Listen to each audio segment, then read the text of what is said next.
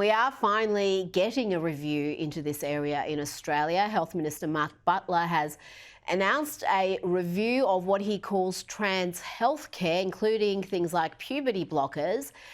Are you confident that this review is going to be thorough, it's going to be fair and balanced and not hijacked by activists in that area? Look, I think the most positive aspect of this review is we're now having a national conversation.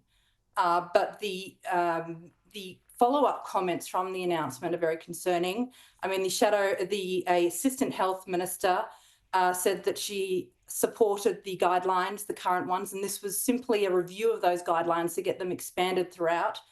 We know that OzPath has been behind the push.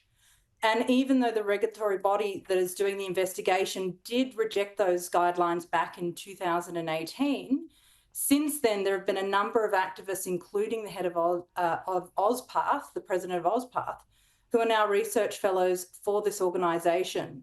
So I think an independent review is only going to hold weight if the people appointed to undertake that review are impartial and have no ties to these activist organisations. Well, that is key, because there's no point undertaking this task if you're not going to do it properly and do it independently. Otherwise, we're just going to have junk data again. Now, let's turn our attention to Teal MP Zoe Daniel, who was ratioed in her own comment section after making this proclamation on X. She wrote, "To all LGBTQIA plus people in Australia, the Trump administration has begun rolling back protections for gender diverse and LGBTQIA plus people in the US. This is unequivocally unacceptable. Please know that as long as I am in your nation's parliament, I will fight for you and your rights."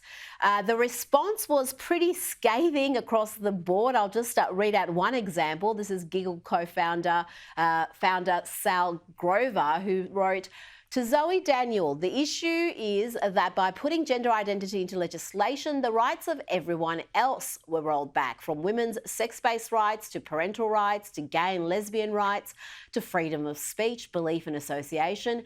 You should be aware it's not human rights if you're taking away the rights of other people." Bravo, Sal. I think I called her a co-founder. She's the founder of Giggle. This is showing there's a tide turn in this area, Stephanie. Every time I see a post like this from someone like Zoe or Jacinta Allen or some other politician who is going to engage in some vacuous virtue signalling, they are getting put in their place by people who are very politely telling them the reality of what's happening. Absolutely. And I think that's one of the beauties of what's come out of the US. It's inspired people to speak up and to hold stronger positions. We've heard from parents from private schools in her electorate who are horrified by the fact that their daughters are sharing dormitories or bathrooms with boys. You've got preppy girls sharing with 12-year-old boys. It's a massive problem. And what she doesn't seem to care about... Massive problem.